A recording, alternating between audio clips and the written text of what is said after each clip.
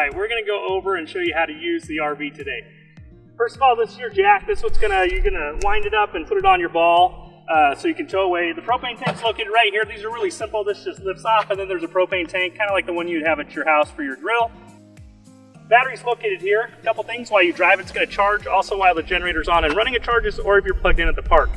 We're gonna come around. Every corner has a little stabilizer jack. These guys, there's a hand crank in here. You just spin them down. All they do is they help stabilize the RV. They don't level the RV in any way. Just makes it less wobbly when you walk inside. This is a storage compartment. We'll go through this on the other side. It's a pass-through. There's some gear in there, the water hose, the sewer hose, all that stuff. There are two hookups for water, or two ways to fill for water. One is the freshwater fill. This is for your water tank. You'll put your garden hose in here, you'll fill it up, and then that's what fills up the water tank. The other one down here says City Water Connect. If you're at an RV park with full hookups, you can plug into the city water here, and then you can just run straight from the city water. You don't need to fill up the tank or anything like that. This is the heater. Just make sure you don't put any gear against this or anything. This will get hot, so you don't want to lean a tent on there. It might melt it. If you do want to dump your fresh water, there's a freshwater drain right up underneath here. That's if you want to dump the good water before you drive home, just to lighten your load a little bit. We have the tires here. All of our tires are under warranty at Discount Tire. If you have any tire issues, go to any Discount Tire, give us a call, we'll give you the phone number, and they'll take care of you. Just remember, it's also your responsibility to do an air check before you leave town. This right here is another storage compartment. You can put some gear in here. There is the sewer hose is located up in the front compartment, but when you're ready to dump it, you unscrew the cap here. You're going to put the sewer hose on. The other one goes into the ground of the dump station. And then there's two pole handles. One's a black handle and one's a gray handle. The black is for sewage, the black water tank. The gray handle is for gray water. That's your shower water, your sink water. You just pull the valve, let it drain out. You always pull the black one first. Let it drain out, then you're going to close it, and then you'll open up the gray valve here, and that will kind of chase down the sewer water and kind of clean out the hose for you. This is your power cord connect.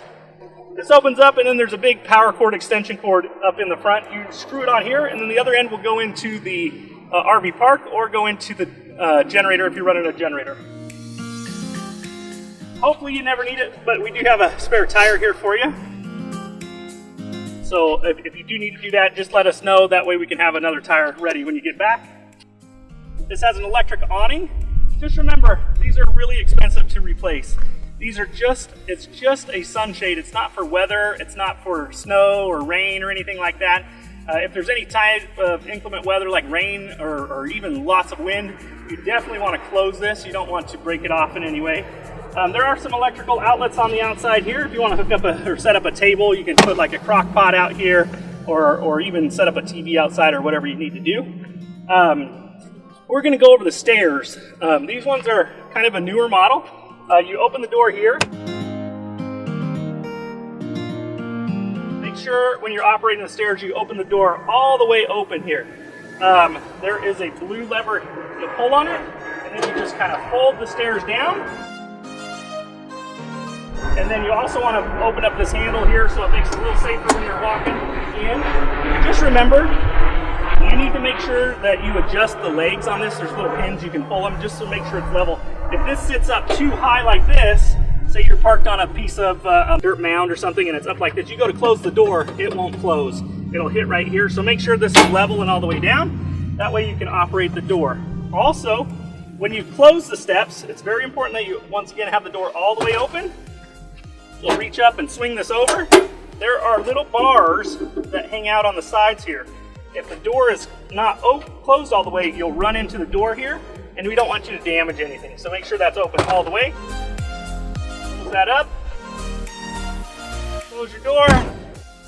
Lock it up, and then as you're traveling, you can swing this arm over and it helps keep that shut too.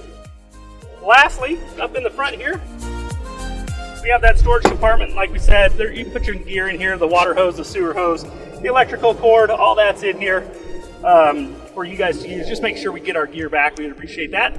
And we're going to head on inside, and I'll show you how to operate things from the inside of the RV. All right, we're going to go over how to operate the RV from inside. Right here is your control panel. Up here on the top left, it's a water pump. You have your water heater. Just remember, if you click this on, it takes about 5 to 10 minutes to heat water, and then we recommend 5 to 10 minutes between showers. You also have your awning light here and your awning button here to operate the awning. Just like we talked about a little bit ago, just make sure it's not left out during the day or anything if you're not sitting underneath it. You don't want to get on a boat or anything like that and leave it out. It could come back and it'd be damaged, and they are expensive to replace. Right here are all your gauges. You have your battery. As you can see, they light up depending on how full they are. You also have your freshwater tank, your black water tank, and your gray water tank. These are just guides. They're not always 100% accurate, but they can kind of give you an idea of where the tanks are. Over here, there's a USB outlet so you can charge your phone. Also a GFI outlet. We're going to come on here and just go over a few items. First of all, we're going to show you how to convert this into a bed. It's really simple. The table just lifts off. You remove the pole, and then this table drops down onto these, and it just sits up under those brackets, and it sits there. And then you'll go ahead and take the back rests and put them on top of this, and that's how you convert it into a bed. You have your stove top here. It runs off of gas. Right above us is the air conditioner.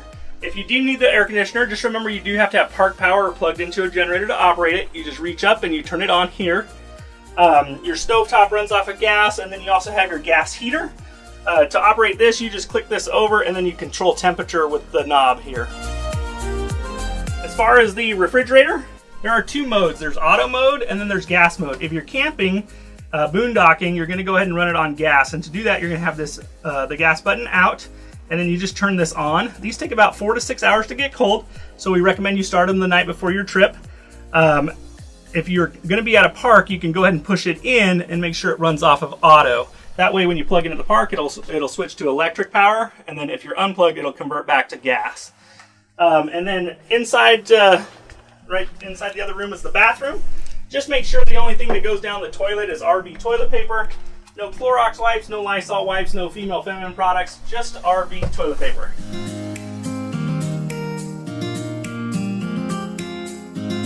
So that's kind of a rundown of how to use things on the RV. If you do have any further questions when you arrive, we can go over those, but we'll see you soon and hope you enjoy your trip.